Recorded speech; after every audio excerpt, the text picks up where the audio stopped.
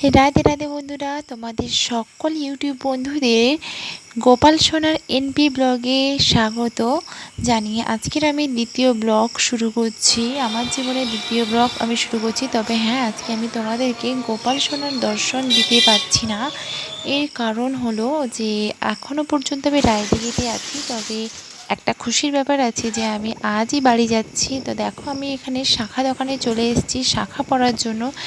অনেক দিন থেকে শাখা পরার ছিল, সেটা আমি মানে এতদিন পরে উঠতে পারিনি। তো ফাইনালি আজকে শাখা পরবো আর শাখাটা পরে বাড়ি যাব।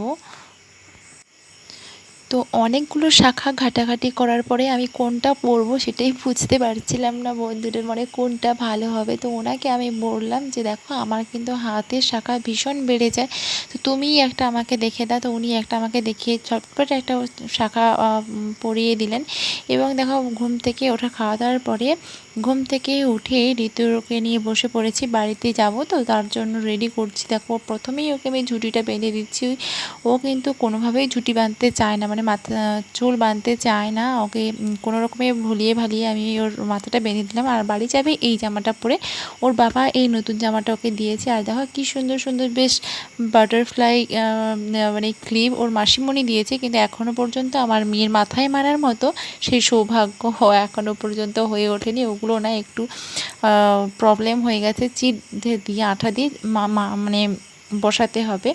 এদিকে আমি ঋতুর যে ফর্মুলা মিল্ক, তারপরে নেক্সট টাইম এগুলো আমি সব রেডি করে নিচ্ছি। এগুলো বাড়ি নিয়ে যেতে হবে ওর জন্য। কিছুটা দুধ বেশি হয়ে গিয়েছিলো, ওর জন্য আমি দেখো এখানে নেক্সট টাইম যে আছে যে কৌটোটাতে আমি ওর মধ্যে না ঢেলে নিলাম।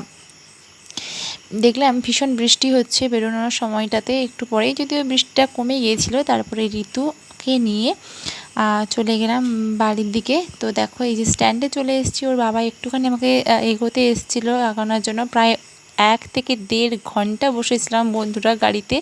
আসলে রায়দিঘি থেকে যে মনসামুড়ে যে গাড়িগুলো যায় না, ওগুলো কিন্তু ভীষণ লেট করে।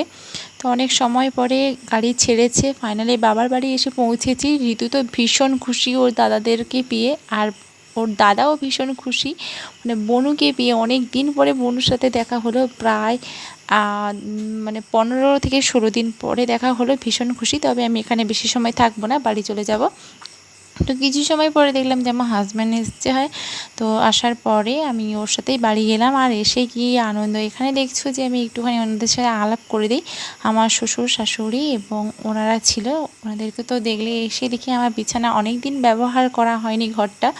তো বিছানার অবস্থা কেমন ছিল দেখতেই পাচ্ছ। আর আমার পুরো ঘরটা আমি একটুখানি পরিষ্কার করে দিলাম। আর হ্যাঁ বন্ধুরা, আজকে তোমাদেরকে আমি গোপাল সেবার কিছু শেয়ার করতে পারছি না। তবে যদিও আমি আজকে বাড়িতে এসেছি ওর জন্য, পরের দিন থেকে তোমাদের সাথে আমি ভিডিওটা শেয়ার করব। রাধে রাধে বন্ধুরা।